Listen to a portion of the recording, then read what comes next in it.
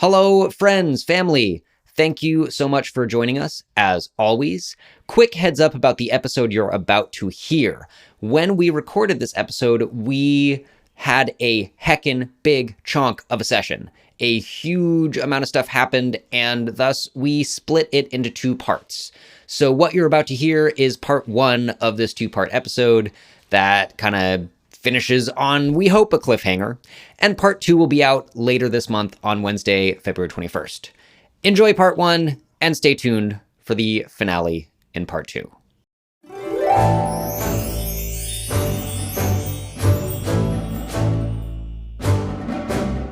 Once more into the breach, dear friends. Once more into the breach. Forever. Welcome. The breaches. The breaches? Once more into the breach. Once more deep into those breaches. Hey, I'm unhinged. Wow. Welcome to the Roll Report, where we are once more into some breaches. My name is Colin. I use he and they pronouns. I am the DM in charge of these merry band of hooligans, joined by my heroic trio. Hello, heroic trio. Hello. Hello. And I'm gonna let my heroic trio introduce themselves, starting. Yo, what's up? 510-415. What it do? It's your boy Galen here. I don't know why I suddenly got like really Bay Area about that, but you know, wishful thinking. Wish you were all here. What am I saying? My name is Fenner. I use all pronouns, and I play Galen, the friendly and lucky human paladin. Check. Check. My name's Kaya, and I use she, they pronouns, and I play Rivulet Starfish, a resident princess teenager. Both of those things very much. All right. Taking the mic from the left. This is Ben Rogue. I use he, him pronouns. I'm playing the fairy changeling known as Talus, who uses all pronouns because they are a shapeshifter. Currently, they are in the shape of Renton Connolly, the very stylish, charismatic, and flamboyant bard at your service. Here we go. Era. All of those things. Wicca. Copycat. Are we gonna have a rap battle later? I mean, you sort of did last time. I don't know if my reputation can handle we that. did. No, it was 2 episodes ago. Oh gosh. When you arrived at the tourney, there was totally a rap battle. We rolled really low for that. Yeah. Alistair Renton tried rapped, his best for to sure. soft shoe. Renton rapped. Mm-hmm. Renton rapped in a rap battle when we got to the Coliseum. And then we called it a wrap. It was bad. Well, it's been a month, so why don't we do a little bit more of a recap and remember what's going on. Last time, you all began searching the tunnels underneath the tourney stadium for anyone in charge to report your fight with a strange aberration that consumed a hapless wizard. It emerged from one of these little cracks in reality that have been occurring and ate a wizard. As you wandered, Talus overheard your gnome friend Ruby arguing with the archmage Charistus. Ruby was trying to point out that the demiplane was at risk of cracking and the other things that you have noticed, and Charistus basically refused to listen. He noticed you and took you back towards the pit crew area, the prep area, insisting that you guys doing your job was far more important than anything you had to say, and the tourney is going just fine. Thank you very much. What a douche. I mean, yeah, a little bit. He mostly brushed off your concerns that you managed to relay, but you did convince him to put more guards in place around the stadium before he left. At that point, you heard a giggle. Ruby dropped their invisibility, and you made a plan with them that they are going to keep an eye out from their broom in the sky, and you are going to recruit other wizards to help keep a lookout, guard, maybe reinforce the demiplane somehow, try to solve these problems. Ifazora, your chosen wizard of duel and your wizard you were pit crewing for, won her second round, and thus the duel. Thanked you for your help and promised to also talk to other wizards and her old conjuration school friend and then left to do these things and get ready for her second duel. You all then split up. Rivulet and Drawn went to go see Wendelin, the announcer of the tourney, and you learned a couple things, didn't learn a lot, but did manage to grab 8 potions out of the sort of, I don't know, press box? I don't know what I labeled it last time. Might be press box. So, Rivulet, I'm going to tell you in this moment, just because I think I said nothing beyond you grabbed 8 of them. You have 4 potions that are just sort of like little vials with flecks of glitter in them. A red, green, blue, and violet. One of each color. You also have 2 potions that are in sort of more round, traditional potion flasks that have the consistency of a smoothie, sort of. They're like much thicker and very silvery gray, a little bit reflective. And you have 2 potions that look sort of, they're almost like glitter suspended in a like glycerin solution, although it's a little more water-like than that. And on the top, on like the little cork in them, there's a little sort of hand-drawn finger gun. Just like a little hand with a pointer finger and a thumb. Are any of these the same one that I took in the last session? Good God, which one did you take? I took the one where you imagine something. No. Like whatever I was thinking came out into space. Is that what happened? That sounds right, remember. but no, these are different ones. Okay. While this was going on, Alistair, Galen, and Talus, you all spotted the next contestants entering the arena and being tended to by their pit crews. These are a dwarf in yellow divination robes and a green dragonborn who's got little light armor plates with the illusion iridescent color. And as the duel began and you all had returned to your seats, Rivulet located Henry along the way. Ooh. And while you two giggled and fed each other pieces of a cookie, Alistair and Galen spotted a red-robed figure disappearing into the crowd, carrying something that was moving, looking a little bit scared. And you all began running after him. Go back here. So that is where we are now. You all are running from your ticketed seats in the arena towards the tunnel where Galen had spotted this figure in a red robe. All around you, the stadium is erupting in cheers. As you look off, you notice the green dragonborn casting a mirror image spell, and 4 identical seeming figures appear right next to them. The dwarven wizard tosses a handful of glittering diamond dust in the air, and where it settles, his skin turns gray and rock-like, and the crowd goes apeshit.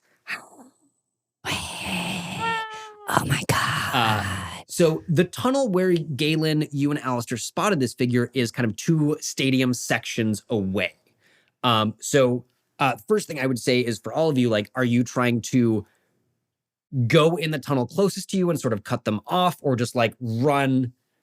You don't know which direction they're going, but like, do you want to run through the stadium and the people towards where the tunnel where you saw them, or just like cut directly into the concourse? I say let's go right across. Yeah. I mean, it'll be a little disruptive, but Okay. Yeah. All right. Great. You all race through the crowd, people like scattering. There's occasional, ow, my foot! What ho, fellow tradesperson? What ho? What ho? What ho? How quite shocking. How dare you? But you book it. Oh, And you manage to get through these 2 sections. As you race down the tunnel and emerge onto the concourse area, you immediately notice, all of you, that some of the magical booths have emptied. The little colorful magical servants are not attending them, and whatever food or drink or goods were there are either gone or have started kind of warping, changing colors, like just does not look appetizing to any one of your senses anymore. like they were abandoned? More like the magic is going wrong. You can also absolutely make an Arcana check. Any one of you, if you would like to. Yeah, go for it. That's a 12. So you want a 20? This Or one. down. Yeah. Where she rolled the wrong dice. 18 Okay. plus whatever my Arcana. I'm gonna That's a allow 20. that on the blanket, but also use the box, and the thing will be a thing. I'm gonna allow it. It's fine. Outed. 20. Just so all you listeners out there are aware, Kaya rolled a dice on a blanket. Gasp. So Rivulet, as you look out, it is the magic is failing, right? I would imagine you got a little bit of what the magic was going on here. This spell that Talus identified as the combined efforts of many wizards casting a magical mansion. So it's as if this magically created stuff that was here is suffering from like whatever the same thing is causing the cracks in reality in the demiplane. Like the magic itself is not working. So, what was a food stall that had sausage in a bun sort of things, it was like hot dogs and like various things like that. Like the buns have all sort of turned into rock or a geode, and the meat has turned into like strange little inedible substances. The drinks have all gone like rotten, or just the decanters and things holding them have all warped and twisted, and what was once like very elegant glass is now half melted looking, that sort of Does thing. it feel like an external force is intentionally fucking up the magic?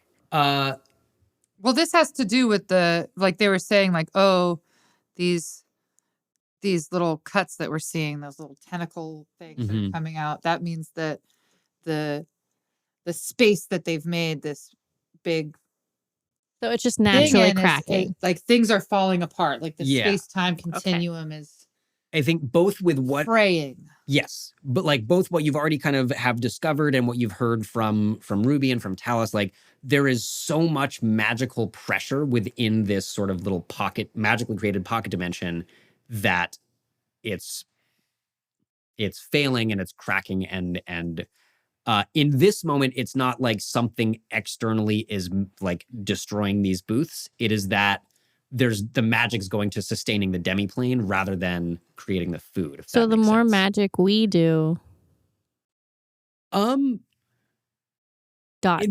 is kind of, there is a cumulative effect that you've been seeing, but I would say you haven't noticed anything that you've done so far directly contributing. There's no, like, when you guys fought the little monster, there was not like, I cast a spell and the crack opened wider. Okay, so it's like Californians not showering versus corporations changing their water practices. Yes. Okay, great. Yeah, this is a systemic problem on a monopoly kind of corporate level. Yeah. Cool. And I think Great. one more thing, like you also Monopoly it. know a lot of these wizards are casting much more powerful spells than you are capable of at this point in your life. Only a baby. And Level 4. exactly. Like you have like first and second level spells, like they're casting 7th, 8th, 9th level spells, and like, so the scope of what other people can do is much greater right now. Yeah. Thank you. Absolutely. So in addition to that, so the magical booths are a number of them are sort of abandoned and like warped or fraying. You also see the non-magical booths, the staffed booths, many of them are closed. People are watching the duels, presumably. A couple of them are still open, and small clusters of people are gathering in front of them, trying to get more snacks and such like before returning to the duel. But the people aren't noticing the magic getting weird that are in this area right next to the stalls and booths that are warping dramatically? They're choosing to go to where they can still get the stuff. They're like, this is just like last year. They got a little dicey when they first opened. We're just settling in. Right? It's the first day of the training still, right? Also in this moment, I would say, everybody make a perception check as you emerge, and you can hear some shouts and see some movement about 200 feet away. Tell us, what is it? Yeah. 7. All right. 7. Perception from Talus. Oh no. Perception. There we go. Okay, that is a 16. 7, 16. 14. All right, 16, 14. Plus whatever your thing is. Rivulet, as you kind of like keep going, you're immediately distracted, wondering why no one else has noticed. He's like, this magical food is going wrong. Talus and Galen, you see that, so about 200 feet away, kind of to your right, there is the movement of the crowd as if someone has run through them. You catch just a flash of red, but there's people turning their heads, swiveling, going, hey, watch it. What's your problem? Like, what's going on? And the sort of ripple of movement and everyone turning to watch. You also hear there are a couple people in line as you book it in that direction. There's a couple people kind of going, hi, I wonder why that booth isn't open anymore. Well, I don't know, wizard stuff, right? I mean, you know, you live in a very magical city, but like at least the nice halfling family is still giving us sausage in a bun and whatnot. And yeah, I guess you're right, Frank. How about a beer too? So people notice, but it's a, you know, this very magical environment and shit happens. But the 200 feet away or so, this movement is going as you all presumably continue going that way. Talus, you catch a flash of this red robe heading for an exit towards the docks, trying to actually exit the stadium itself. All right, I'm going to look at my compatriots and say, look over there, that red rogue ruffian is trying to make his escape. We've got to stop him as quickly as possible. Oh, what? How far away is he? 200 feet. Charging after? Where's that Quickly, horse after boyfriend him. when you need him, huh? I'm on him. Oh, that's Oh. true. That's His speed is... I should be super close. it's that little elf guy, right? So let's go scoop him up. You all I've been riding him. I got to remember how fast a centaur is. They're pretty fast. They're 40 feet, so they're not necessarily that much faster than you, but you are moving a little faster than everyone else. And So how close am I? Am I 180? fine? Okay. Not 30 feet. You're not 30 feet from him. But you all continue chasing, and Talus leads you out towards the docks, which at this point are mostly empty of people. There's a few random folks exiting the arena, heading back towards their ships or the massive portal that's still open that leads towards the city. A couple ships are moving. Most of them are all docked, and everyone is inside. However, in this much more open environment, you see, again, about 180 feet away from you, because you are roughly maintaining this speed, a red-robed figure is sprinting across the docks towards a waiting skiff. You see two more robed figures in the boat, and as you emerge from the exit, one of them points in your direction and shouts. The fleeing one turns towards you, curses really loudly, and drops the sack and just begins sprinting towards the boat. As you see this, the sack begins wiggling and rolling across the stone of the jetty before bursting open. And you see three strange gray-green shapes that for a moment look just like little bocce balls, almost about that size, before they start sprouting limbs and heads and growing and opening wide, toothy mouths and just hissing. They start chittering to each other, and they move towards a nearby terrified family huddled together on the dock who was just trying to leave.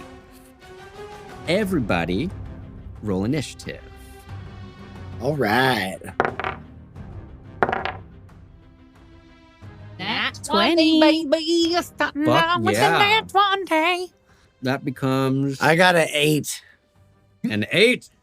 A 24 for Galen. Hey. I got a 12. Oh. How close are we to the Okay. people running away? Just one moment. Ooh. Sorry, drawn rolls a natural 1. He's trying. He's at least keeping up at this point. That guy gets 8. These guys get a big old 6. Okay. At the top of the round, Galen, you all have kind of just burst out of the exit towards the exit of the stadium.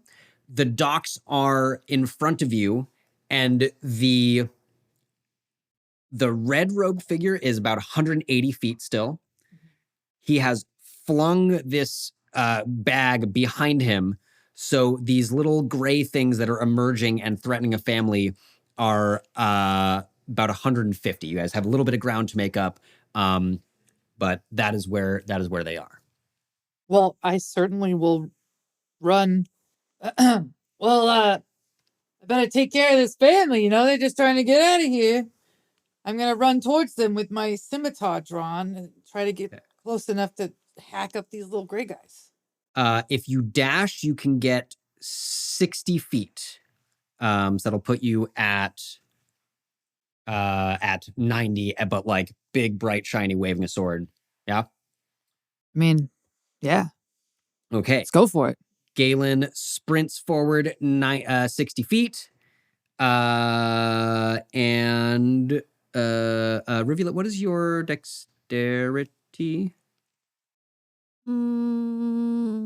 Just the ability score or your modifier. 14 plus 2. Okay. No, plus 4 dexterity. You have an 18? No. Okay. Alistair does go first. He is also going to run, dash.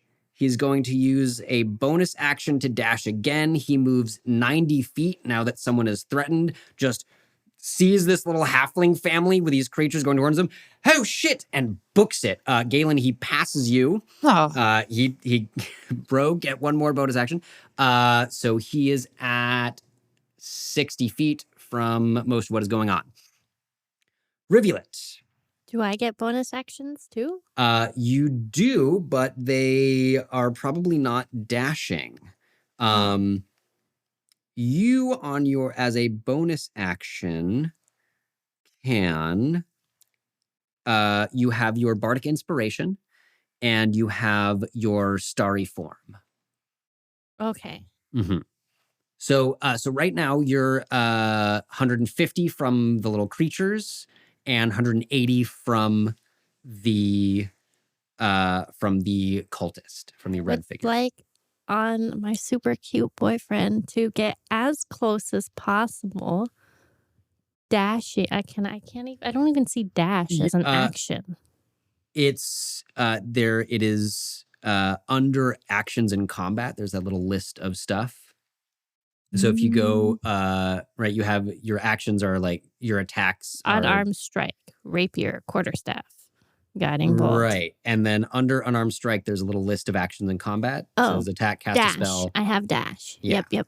So rogues can use a bonus action to dash. You, in this case, actually, you know what? You're on Henry. Henry is like, I'm so here for this. What are we doing? Okay, I'm running. I'm going to allow that Henry will dash. That will take you 80 feet closer. I'm 100 feet. Whoa. You are 100 feet from the figure, and you are 50 feet from the little green, gray monster things that have emerged from the sack. Okay. I would like to, and I can, okay. Could I go into my starry form and then do guiding bolt? I believe so. You can do a bonus action before an action, totally. So on horseback, you shift into your starry form, and which constellation? Maybe your archer, where you get your extra spell attack. Or there's bardic Yeah, what would you like to do? I think I thought I could become another creature that I just saw. I saw that somewhere. as your wild shape, right? All Yes. druids can kind of just turn into an animal. Yes. For you, that is an action. And it would be Wild shape. level you a max rating of 1/2 and no flying speed. Yeah, okay. So I would like to become that last super monster we saw Oh, with the big mouths. I would like that. However, you must you have to assume the shape of a beast as a creature type. These are all aberrations. So Boo. you could, for example, you could become an axebeak, a baboon, a badger, a boar, a camel, a cat, a cow, a cranium rat, Can a I deer. become a whale? I've seen a whale before. I'm gonna allow it. You're gonna crush your boyfriend. I'm gonna. Oh, can I jump off? Yes. of Okay. course. I jump into the water. Okay. I become a whale, Okay. and I'm super close to the boat, and I'm just gonna use my back fin, and destroy the skiff. Okay. Is this possible? No. So many no's. Well, no. I mean, okay. So you Henry functioning as your mount. You have moved 80 feet. You're 100 feet away, and the thing is a little farther than that. If you use your action to then shift into, I'm going to say the closest stat block I can immediately find is a killer whale, which is in fact huge according to D&D. And you have 60 feet of swimming speed. My struggle in this moment is that you also have had to use your movement to like get Jump off of Henry and get into the water. And then I think I'm going to say that I want this for you, but I also think what I'm going to say is in this moment, you can get to the water and turn into the whale. And I just that's ran where forward. I did a natural 20, and all I could do was run forward because nothing. But you did move first, and you're going to get to move. Yeah. Okay. Okay, so cool it, hot tits. Okay. Sorry. Or if I have just foiled all of your desires, I would also say you cannot turn into a whale if you want to do throw a spell at it. I would like to throw a spell first. Okay. I'm gonna do guiding bolt. Okay. And try and hit the skiff. I've got 120 feet. Skiff is farther than the guy. With 120 feet, right? Henry moved 80. You're 100 from the guy. And 80, is that no? Yes. Technical. 70 from like the creatures. Okay. The skiff is a little out of range. I aim for the guy. Okay. All right. Go for it. Roll an attack. And that's a 6. Oh, what am I? So technical. What am I rolling? You are rolling a d20. You're going to add. Fuck me. 5. That's a nat 1. Oh, Wow. Hate to see it. Rivulet Trying so hard. Rivulet and Henry. That was his name? Jesus, right? It's been just long enough. Henry. Rivulet and Henry charge out of the stadium. Henry's hooves sparking on the stone. Rivulet, do you want to turn into your starry shape in this case, or no? Hold on to that. Yeah, after that fizzles out, I'm gonna try and I'm so embarrassed that I'm just gonna go for my starry shape. Okay. And I'm gonna go to the starry shape that I know anything about, which is the archer one. All right. I don't know anything about the other ones yet. I haven't done my homework. One of them helps you a lot if you think you're going to be healing people. And the other one helps you concentrate on a spell. We can talk a little bit more about that another time. However, this one, you can hit something 60 feet from you if you want, which would be actually nothing 60 feet. Fuck. I hate disappointing people like that. Okay. The red robe runs 60 feet. He's got about 30 feet to go before he hits the skiff, and you see the others start throwing dock lines off, raising a sail, getting ready to run like buggery fuck. Ugh. I'm still on Henry, right? You are still on Henry. Great. All three of these little things go before poor Drawn. You see them all, their limbs grow longer and they unfold from these little ball shapes. They all just book it towards the little family of halflings that shrieks and tries to hide. They're going to, the first one can reach them and is going to try, it reaches out a long extended tentacle full of weird claws at the end, like a terrible, horrible starfish, and it's going to try to hit one of them. You see the one that managed to make it reaches out with one of these tentacles, wraps itself around the shoulder and neck of one of these halflings who screams, and that is their turn. Drawn is going to run. How fast is he? Drawn is going to run 60 feet. Galen, you see Drawn like with glaive off of his back, just pounding the pavement, pulls up next to you. Let's stop running and get them. Yeah. And God damn it, Talus. Thank you. Good eyes. Haha. Oh, poor Tyler. Okay, so as a bonus action, I am going to change my cloak of many fashions into a red robe. Okay. And I'm going to bellow out in my loudest voice, "In the name of Theobald, I command you to halt."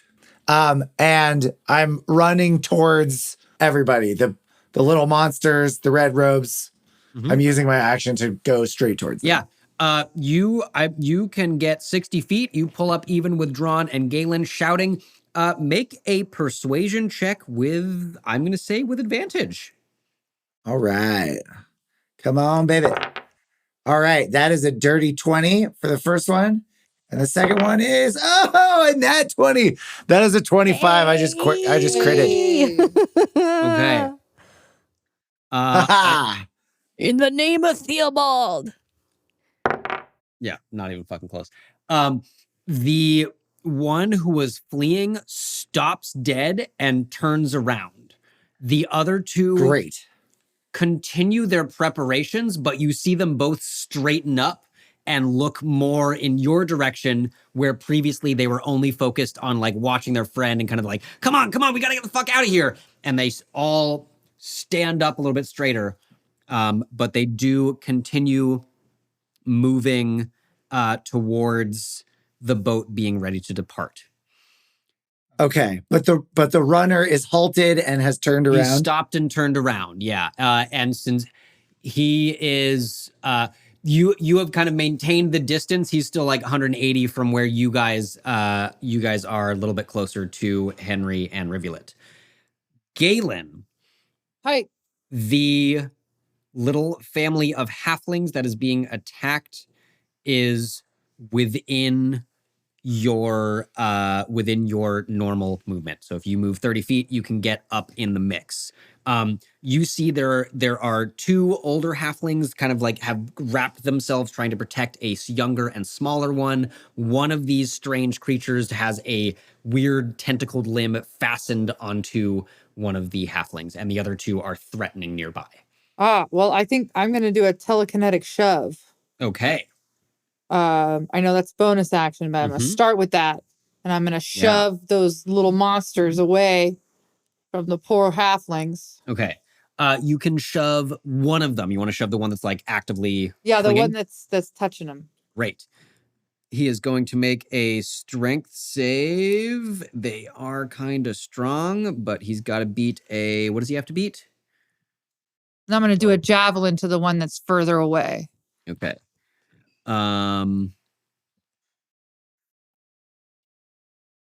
You see your shove. As you reach out telekinetically, you shove with your mind. The monster is pulled away from the halfling. You see its limbs stretch unnaturally long, almost 10 feet, as if it's made of rubber, before it snaps back to its position. He rolled a 16. But I had a 20. Your telekinetic shove is a 14.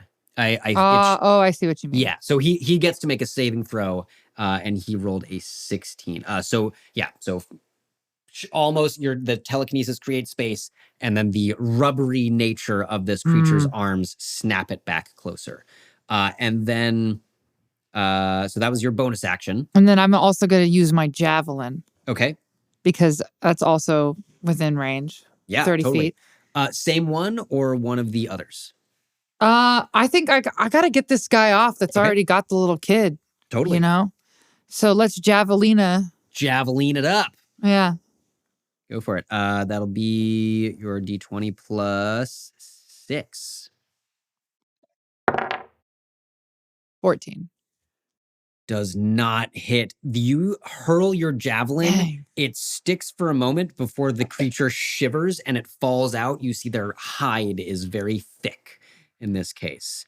That was, I think that was all the things. Yes, you moved. Action, bonus action. Okay. Alistair is going to run in. He really doesn't want to get that close, but he did not bring his bow. There's no way to hide it.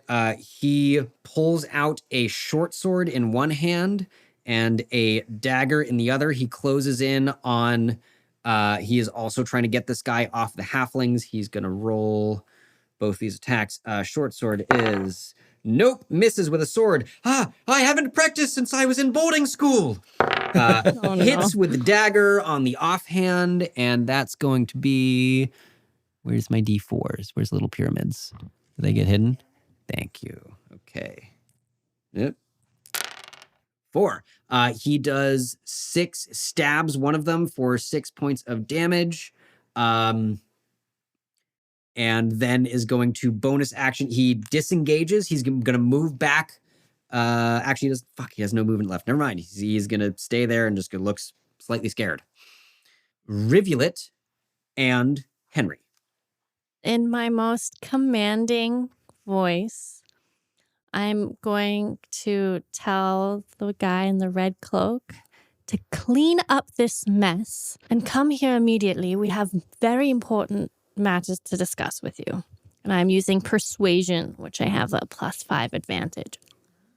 Okay.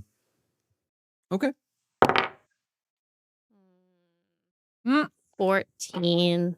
Okay. What I would say is speaking is a free action. So you can still, Henry can still run. If you want Henry to run, you can still do some things. As you call this out, the one who had stopped looks from Talus back to you.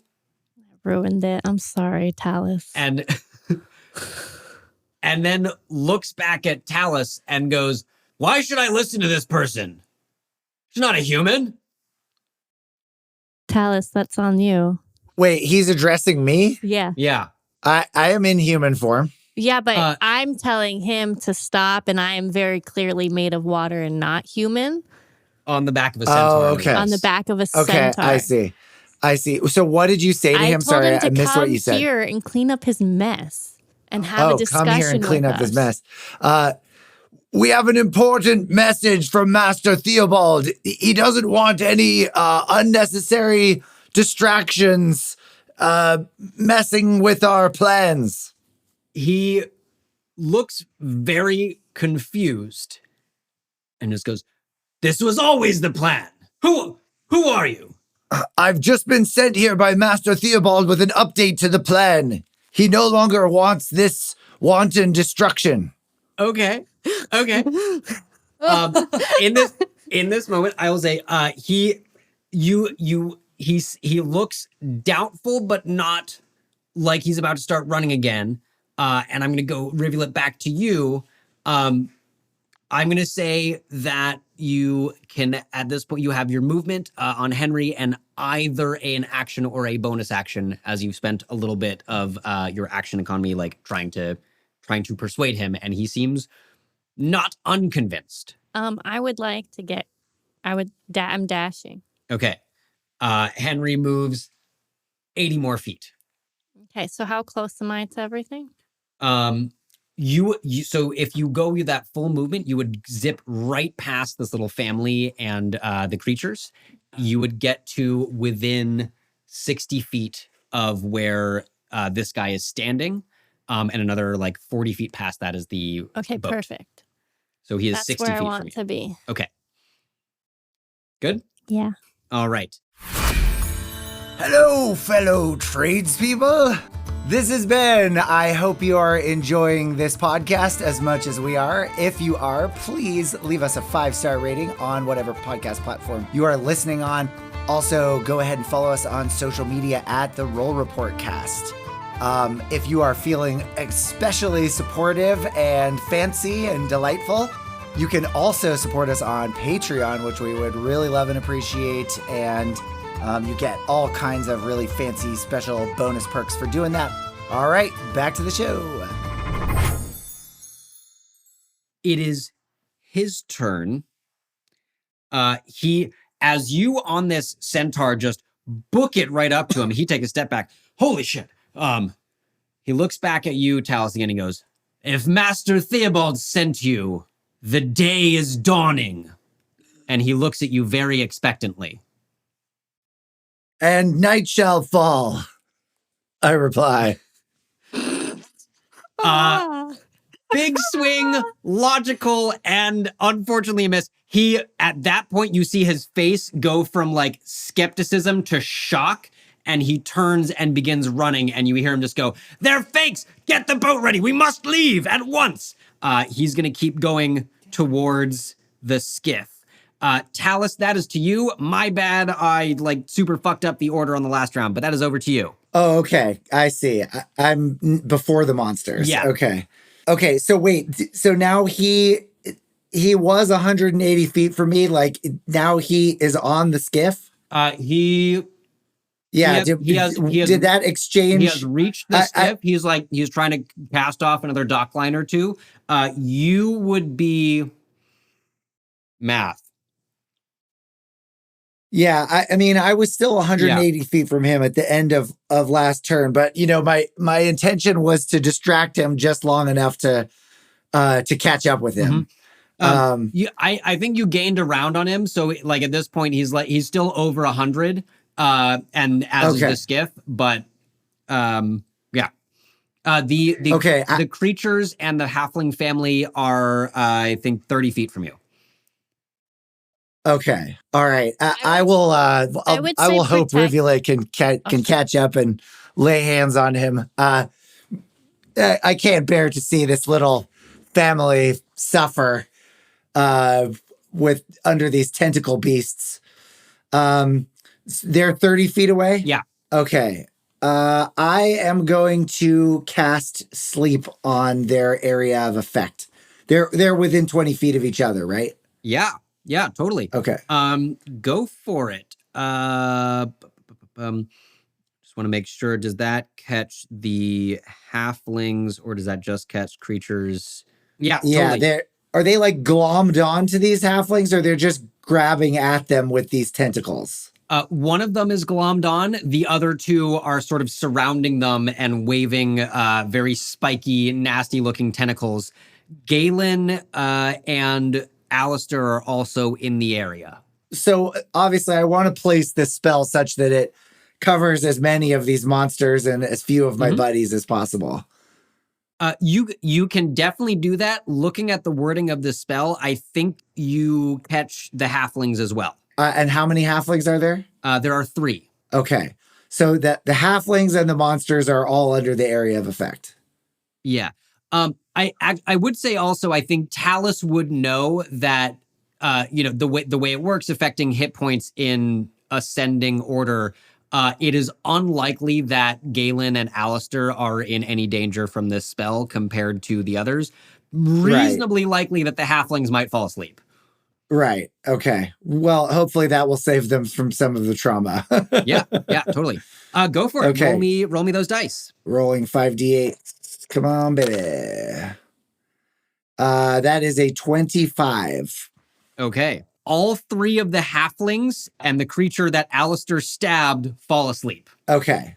So there are. So I got one monster. You All got right. one. There are two more that look very surprised, and they yawned for a second. You can see this horrifying circular worm-like maw of moving teeth. The sarlacc in a weird gray-green monster. Two of them are still standing. Okay, got it. Okay. Got one of them. Hopefully, save these halflings from some later traumatic effects. Yeah. Okay. It is their turn. One of them snores. The other one is going to go after you, Galen, and one is going to go after Alistair. As you guys are now within range, it just squirms after you like the worst kind of contortionist with absolutely no bones. And it is going to make 2 attacks on you with its tentacles from 10 feet away. It flings its tentacles out at you from there. From 10 feet. Yeah. Where'd that go? Off my foot. Okay. First one is a 17. What's your armor class? 18. First one misses. It reaches out and it just bounces off. Second one, that's a big ol' 7. It does terribly. The other one is going to actually, you know what? They have their thing, don't they? It, with a blur of speed, whips out at you twice more. It can take an extra action on its turn. That's gonna hit. And that time it hits. Okay. So it, after missing twice, it summons its strange, weird burst of speed, hits you twice more. That is going to be 10 points of piercing damage, and you are grappled. Both of these tentacles are latched onto your shoulders, and you feel them bite into you a little bit. I lose 10 HP? Yes. Your speed. So I lose 10 HP. And your speed is 0. So you are, Galen, you are at the moment restrained. Your speed is 0. Your attack rolls have disadvantage. You can roll to escape it on your turn. Later. Okay. Cool. Next one is going to do the same thing. It blurs into motion. It's going to swing 4 times at Alistair. He's gonna be in a bit of trouble. His armor class is 14. Okay. Hit. Miss. It hits him twice. It misses him twice. He is also, 2 of these tentacles latch on. He is restrained. That is, ouch. 11 damage to Alistair. Alistair looks a little bit hurt, bleeding out of his shoulders at that one. Drawn. Oh God, right, this guy. Drawn runs in. You see, as he runs, his somewhere this huffing and puffing and out of shapeness falls away, and he begins roaring and screaming in rage. Get off of the family! And he charges in. He's going to swing his glaive 2-handed at one of these things from 10 feet out. Wow, poor bastard misses badly. Swings down, his glaive just slams into the stone and sparks fly up. Galen. So you can try to escape this grapple of this creature if you want. You can also just swing at it from within its tentacly grasp if you would like to. Can I use my scimitar? You can. You're going to swing with disadvantage right now because it's got you in both of its tentacles, but you can totally do that. I guess I don't know what my options are. You can try to escape the grapple using athletics or acrobatics. You can just try to hit it. They're not very big or strong. They're just this weird, rubbery, boneless thing. So you could just swing away, and you would do that with disadvantage. So you roll twice and take the lower of the 2 rolls. And I would say if you roll to escape and hit a 20 or above, that you can attack on the same turn. Can I try to persuade him to stop holding on to me? You can try. So far, you have noticed they don't appear to be responding. Like when you were shouting at the cultist, and so like they're speaking to each other in a language you don't know, and you can certainly try, but I don't think that even Galen would really. Sure. I just asked because yeah. that's the thing that I have the highest Sure. ability in. The things to probably do are either to try to get out or just swing away from where you are. Let's do acrobatics. All right, go for it.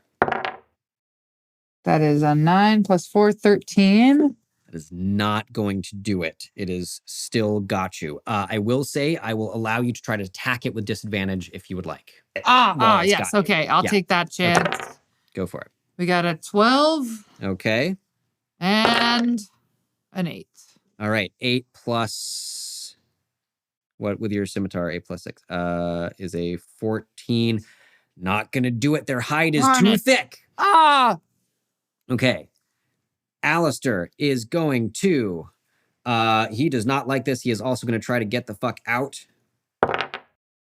He manages to get out. You see him shed his coat, his very nice coat that has now become torn. As it goes, he kind of wriggles out of it, gets away from the tentacles. He's going to back up 20 feet, and that is 30 feet. That's all he can do. Rivulet, now it's you. How close am I now to the boat? I think I was very close. You're about, I want to say about 70 feet from the boat. And it is at this point, the one you were chasing has reached it. They're getting ready to leave. Okay. I'm going to dash. Okay. Which will get me. It'll get you up to it. Up to the thing. Mm-hmm. And can I jump off and then become a whale? Or is that too many actions? Did we say that was too many actions? You won't be able to do anything as the whale this turn. Even so just like, existing as a big whale on top of the boat. I want to be a whale on top of the boat. It's too good not to. I'm gonna. Yeah, no. You've done the thing. Run all the way out there. I'm going to allow it. Thank you. You leap off of Henry's back. Make an acrobatics check. Let's see how close you get to your target as you turn into a huge whale in the air. 15. 15. You're not quite dead center on it. You land a little closer to the stern of the boat. It cracks. All three of these guys just begin yelling and trying to get out of the way. But like the whole back chunk of the boat is like breaking and underneath you in this moment. Fantastic. And I'm assuming that was all my actions, including bonus. Beautiful. Yes. I am pleased. Thank you. You guys see this like in yes. This like starry whale leap and appear off of Henry's back, crush this boat. These guys, I'm gonna, let's see if they can do this on this turn. So they scream, they begin scrambling out of the boat as it's sinking, and they just hop into the next closest boat on the dock that is about another 20 feet away. There's a ton of boats around. What? There's a ton of boats around. People that. I'm sorry. So right. That's fine. Yeah. I'm a whale. They're moving on. They're trying to get in another boat. They are clearly just trying to steal something and make their escape as best they can. Talus, that is to you. All right. I will run my next 30 feet closer to these monsters, and then I will cast a phantasmal force of some other monster that then is attacking one of the awake tentacle beasts. They have to pass an intelligence save of 14. Well, believe it or not, they're not very smart. No, tentacle monsters, not smart. That is a 4 minus 3 is a 1. You see just this like 10-foot sphere or cube of like weird monster parts and teeth just look like it's there for a moment before this creature turns its head and shrieks in easily discernible terror. Anything Great. else? As in my bonus action, I turn my cloak back to the color green. I don't want to be associated with these awful red notes. Okay, of these guys, one of them is still sleeping. Nice big snore comes out of that one. The other one shrieks and is it gibbers or gibbers? What do you use this word? I think like gibbers? gibbering? Gibbering? Gibbering. Jibber jabber. Like gibberish? Gibberish. All right. Gibbers. It gibbers and shrieks. It is wildly scared. I don't know if you specified, but I'm going to say it lets go of Galen if it was that one, and shrieks. I'm free. Galen, you are free. It is going to, like whaps out a tentacle or two and tries to just like see if it can figure out what's going on. It is attempting to, quote, investigate your spell. Believe it or not, it fails. It rolls a grand total of 8. Can't do shit. The last one, Galen, you're still there and they're stupid, so it's not going to try to chase Alistair. It's just going to try to go after you, this one that is not affected by phantasmal force. Misses with one tentacle, misses with the other tentacle. It slaps at you twice and it bounces off of your armor. Dron is going to try again. He ignores the one who looks afraid. He's going to try to go after the one that just hit you, Galen. He misses again. The glaive, just like he tries to get backhand in and just smashes onto the stone. No luck there. Galen, top of the round to you. You are free. You see the one that has let go of you is not looking at you anymore. It's just staring off into space. And then the other one is trying to smack you again. Can I do a spell? I think you have used all of your spell slots. Oh, you're right. Yes. Shoot. Because yes, you guys have not had a long rest in a couple sessions. So I guess I'm just gonna scimitar myself. All right. Try to scimitar myself out of here again. Go for it. Oh. Okay, 11 on 17. the hits. Yeah. Hit Feels away. good. Hit away. That is a D6 plus 4. 5. 5. Bummer. All right. Well, believe it or not, that actually hurt him pretty good. They do not have a ton of hit points. You just like carve a weird little hunk of this guy off, and it slides off him onto the docks where it smokes and sizzles and begins slowly disappearing. Nice. Anything else for you, Galen? Let me just shove. I want to do a telekinetic shove Yeah. of the other guy. Okay. And that's at 14. All right. The other one's going to they are pretty strong. This one again, it's like you shove its body mass out and its limbs stretch and then it snaps back to its place. It also rolled a 16. Okay. Alistair and Rivulet, you are on deck. Alistair is going to go after the one that you just hit. He runs back in and is going to try again with his sword and dagger. Misses with the sword, misses with the dagger, and then looks up and just goes, "This was a mistake. I'm going to back away." And he disengages and runs back 10 feet. Rivulet in whale shape. In whale shape. As you look over out of the corner of your eye, Henry is just kind of like doing dressage on the dock, like dancing around, trying to attempt to block these people and like waving ineffectually at them. But you, in the water in your starry whale form, what would you like to do? I'd like to get as close as possible to these people. You can swim closer. You can kind of swim along the dock towards the boat they're now trying to get into. But they are sort of on the dock at this point. And with that, I don't know, you can, as the whale, try to get on the dock if you would like. Oh, yeah, a little Free Willy moment. Hey, oh. And you smash him. Okay, yeah. Okay, so I'm gonna jump out of the water and open my massive mouth, and I'm going to capture them in my mouth. Okay. In one elegant giant killer whale motion. You dive under a little bit to get some speed, beat your tail, leap out of the water. I'm going to say to make this happen, the first thing I would like you to do is make an athletics check. As a whale, according to the stats that I'm looking at, you get a +4. Okay. 23. All right. You power yourself out of the water on target. And the next thing you're going to do is, as a whale, you have a bite attack, which is a +6. So roll me that attack. 19 plus 6, that's 25.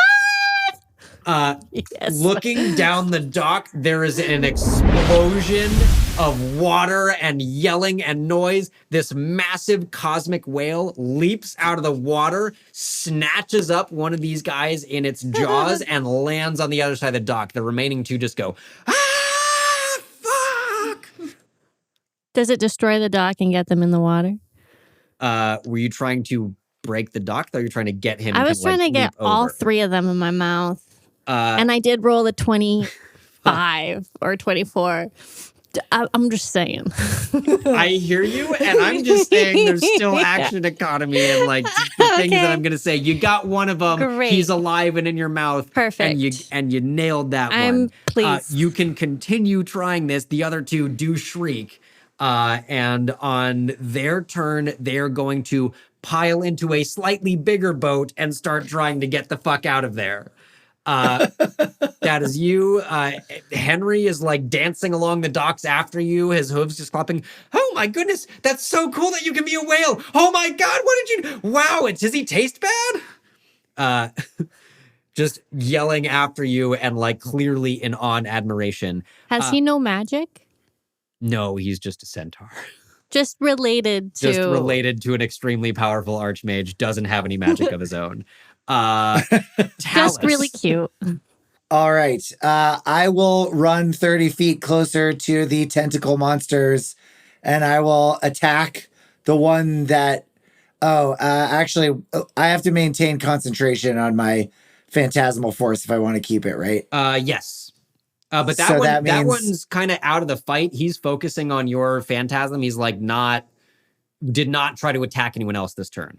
Great. Okay. So basically, if I maintain concentration, like that takes my action for the turn. No, it takes concentration is just a thing that you got to do.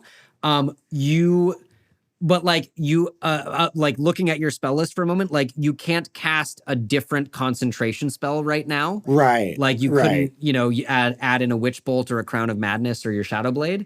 Right. But it doesn't affect your ability to throw Firebolt or Color Spray or other things. It's just kind of a thing. If you took damage, you'd have to try to maintain it. But otherwise, it's just going to last for that full minute. Just no 2 simultaneous concentration spells. That was my main thing. Okay. I will firebolt the one that is not asleep or distracted. All right. Roll it. Here we go. It is an 11. It is not going to hit, unfortunately. All right. All right. Okay. And are you keeping a little bit of distance? You trying to get like up into the melee? No, I will. Well, I'm 30 feet away currently, so I ran up to within 30 feet. Okay. So that's where I am now. Cool. All right. One of them is asleep, continues snoring. The other one keeps waving its tentacles. It's gonna try again to like, in quote, investigate, see what it can do here. Let me look at this spell one more time. Like, I really think he kind of can't do anything. He is deeply afraid of this thing. And yeah, it treats the phantasm as if it's real. It is so convinced it can take. So it's just continued intelligence checks. Yeah, but also, Talus, on your turn, it can deal a d6 of psychic damage to the target if it's within the area or within 5 feet. And you have made it an illusion of a creature or hazard that could, quote, logically deal damage. Roll me a d6. Okay, great. Thing is taking some psychic damage. I will attempt to do psychic damage to the thingy. Oh, that's 5. All right. That one is also hurt. Not looking so good. Okay, it's going to see if it can tell what's going on here. It cannot. It keeps just flailing, not doing shit, can't do much. The other one is gonna, who's in there? Galen, it's gonna try to hit you. Don't hit me. I mean, Alistair ran away. That's a 19 hits. Oh. And a 15 does not. That is 7 more points of damage. It rolled well. I'm about to die over here. And you are grappled again. Drawn is gonna hope that he fucking hits this time. Drawn has not rolled above a 7 yet. He keeps missing. His glaive, you see the metal of the blade is just looking chipped as he keeps smacking against the stones again and again. Galen, that is back to you. Bring out the scimitar, baby. Let's start smacking some little green gray guys. 3. I got a 3, yeah. That was a 3. Not gonna hit, unfortunately. But I guess I add 6, but it's still a 9. Okay. I've used my bonus action to curl up into a ball, much like an armadillo, protecting both my body and my broken pride. May I remind you of a thing at this moment, Galen? Yeah. You do have your lay on hands. As a paladin, you can, as an action, you have your little pool of hit points to draw from. It's under your actions. Oh, lay on hands. So you have 13. You can. Can I put my hands on myself? Next turn, you would be able to. It is a full action to do so. But next turn, you have up to 13 hit points that you could give yourself. Great. You can always use any number of that pool. But yeah. So if you end up in dire need, you can do that. Alistair, I still got 14, so yeah. I'm not that bad. Alistair runs back in, keeps trying. He's going to try to get the one on you. Misses with the sword, hits with the dagger. He kills one. He gets in there. You see he runs up towards you. Get off of my friend! And the sword just cleanly misses, takes the dagger, stabs it right into the thing's back, and it begins collapsing. That one also starts turning into little piles of goo. Rivulet, whale. We're having a whale of time. Review whale, if you will. Review whale. That's a good So one. you've got one in your mouth. You feel him just kind of like thrashing around inside the cavern that is your whale-like mouth at the moment. And the others are going for a different boat. I have noticed that as a whale, you, using your echolocation, have blind sight for 120 feet. So you are pretty aware of what's going on using your echolocation. Yes. I would like to go underwater and let this boat move out of the vicinity of other boats. Okay. And then I would like to attack said boat. Okay. On this turn, what I would say is that since they go after you, the boat's going to start moving, and you're going to be able to follow it. You can the way the action economy would work. You can hold an action, right? You can tell me I want, random example. If I see someone poking their head around the corner, I'm going to shoot them. Wow. So in this moment, I want to say that you can either hold your movement. So when the boat leaves, you follow it on this turn. You have 60 feet of swimming speed. Or you can try to anticipate where they're going and hold an attack. And then when they get to you, you would be able to attack the boat. But that is kind of making the bet that you know the pathway they're going to take. And does that make sense? Yes. And does that seem fair? Yeah. Great. And that's all I can do on the turn. With what you said you wanted to do of letting them get away from the dock right now, yeah. Could I, since I can't really do that, use because I'm a killer whale in starry form, can I use my starry form? No. Okay. I'm just glittery. You can I'm ask away. Okay, cool. So I will hold and I will follow them. Okay, so you're holding your movement. Great. On their turn, the remaining two untie this boat. They start rowing. They just like grabbed the closest rowboat they could find, and you are able to follow them. They're pretty much going directly for this massive portal back to the city, and you are easily able to stay with them since they are relying on their own muscles and not the wind. Talus. All right. I will do my 6 damage from the phantasmal force to this tentacle beast, or I will roll my d6 for damage. Oh, that was only a 1, bummer. Okay. And then I will cast firebolt at the other one, try to hit it this time. Yeah. Super hits. There's only the one left. Alistair just got one. It's just stabbed one in the back. Okay, great. The other one's sleeping. There's still a sleeping one. Right, exactly. Yeah. Okay, great. So that one's dead. And so, yeah, I just rolled a 23 for that. Super hits. And it's only 3 damage. Okay. It's not looking good. It's clinging to life. Really doesn't look very happy. It is still, it's still going to see if it can figure out what the fuck's going on with your phantasm. No, that's a 12. It's a -3. Still has no idea. Still just like flailing, circling around this weird, just, to the rest of you looks like a patch of air as if nothing is happening. Not looking good. Drawn is going to try one more time to redeem himself. Is that going to do it? Still in single digits. He rolls an 8, which turns into a 13. He's really not a very good bodyguard, unfortunately. My dad doesn't actually love me. he's gonna swing can he do that? Can he do that yet, or is that a 3rd level thing? He can. Okay. He's going to attack recklessly. Still can't hit. Oh no. Oh, poor bastard. He's swinging away like his glaive is like non-existent at this point. Galen, to you, there is one badly hurt one left.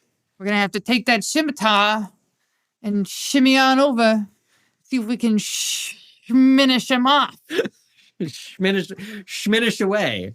Schmola schmishmack. All right, let's schmack this schmoggy little schmish. Schmack the schmuck. Yeah. What he schmed. Ooh, I got a 12 plus 6 is 18. 18 hits. 18 hits. I think even, actually. I gotta just roll that d6, eh? Do it. Ba-da-ba-da-ba-ba. And then that's +4. Mm-hmm. So we got a 9. Galen, how would you like to take this creature out? It is down. I think that I very gracefully and beautifully stick my scimitar right through that tough hide, right? I get that sweet spot, that the secret vulnerable spot that was exposed and it's hanging on for life. And I just fillet the thing, skin it quickly and efficiently. And its hide flings up into the air and its flesh flops onto the ground and starts kind of squishing and oozing. And I punch my fist into the air into the flayed hide. And then I'm like, perfect. I need new gloves. Rivulet, you're a little bit far out from the docks to see this. Galen, as you neatly flay this thing with one clean scimitar swipe, Jesus Christ. Thrust your fist in the air to I need a new gloves. Dramatically, the flesh kind of starts oozing away into the stone and the hide begins like draping itself across your fist. Very glove-like. It's the perfect size. Oh my God. Fingerless gloves, of course. Fingerless gloves, of course. Yeah, each of my strong human fingers pop a little hole. Pop, pop, pop. Yeah, they do. Fuck yeah. Where the scimitar and where Dron's glaive failed to do shit, the strong hands of Galen stabbed through. That's because it's from the inside. From the inside. From the out. inside, it was very simple. Galen, you're left with a very nice fingerless glove on one hand of this strange hide that like sort of oozes and wraps around you. Thank you so much for listening to part 1 of our Heckin' Big Chunk. Part 2 is coming at you in 2 weeks on Wednesday the 21st. Stay tuned for that. Also, next week we have a very exciting interview with the Slovenly Trolls that will be coming out on Classing Up the Joint. Thank you so much for listening. Enjoy the show. Please leave us that 5-star rating or review on Apple Podcasts. It really helps other people that are not you find the show. We love hearing them and reading them, and it gives us all warm fuzzies. And follow us on social media at The Roll Report Cast on Instagram and TikTok for exclusive content, snippets from our interviews, and whole lots more cool stuff. Yeah!